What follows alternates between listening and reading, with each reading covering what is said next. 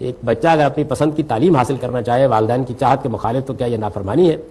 کیا اگر باپ کہے کہ اپنی بیوی کو چھوڑ دو تو بیٹے پر یہ لازم ہے کہ وہ یہ کرے اور نہ کرنے پر نافرمانی ہوگی؟ آپ سے درخواست ہے کہ ماں باپ کے حقوق پر خاص طور پر ایک لیکچر دے دیں.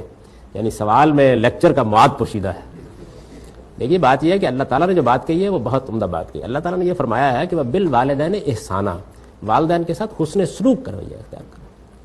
اب حسن سلوک کا ایک جز یہ بھی ہے کہ آپ خامخواہ والدین کی بات کا انکار نہ کریں. یعنی وہ آپ کے بزرگ ہیں، انہوں نے آپ کی پرورش کی ہے، ماں نے آپ کو بڑے نازک لمحات میں جنا ہے، پالا ہے، پرورش کی ہے.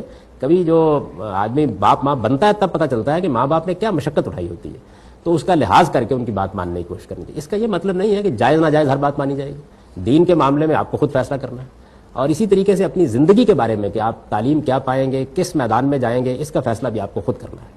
والدین اس میں اصرار کریں تو شائستگی اور تہذیب کے ساتھ آپ بتا دیجئے کہ میری رائے اس معاملے میں مختلف ہے، لیکن ان کی بات کو کنسیڈر ضرور کیجئے اور پورا احترام دیجئے، پوری عزت دیجئے.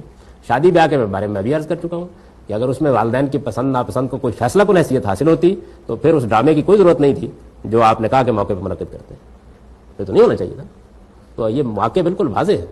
آپ کی تعلیم، آپ کی زندگی میں آپ کا کیا مشن ہے، اللہ تعالیٰ کے دین کے احکام اور اسی طرح شادی اور بیاہ، یہ زندگی کے فیصلے ہیں. ان میں اصلی اختیار اللہ تعالیٰ نے اولاد کو دیا. ہمارا کام انہیں سپورٹ کرنا، ان کی مدد کرنا، ان کو غلطیوں سے بچانا، ان کی سرپرستی کرنا، اور یہ کوشش کرنا ہے کہ وہ کسی بڑی ہلاکت میں نہ پڑیں.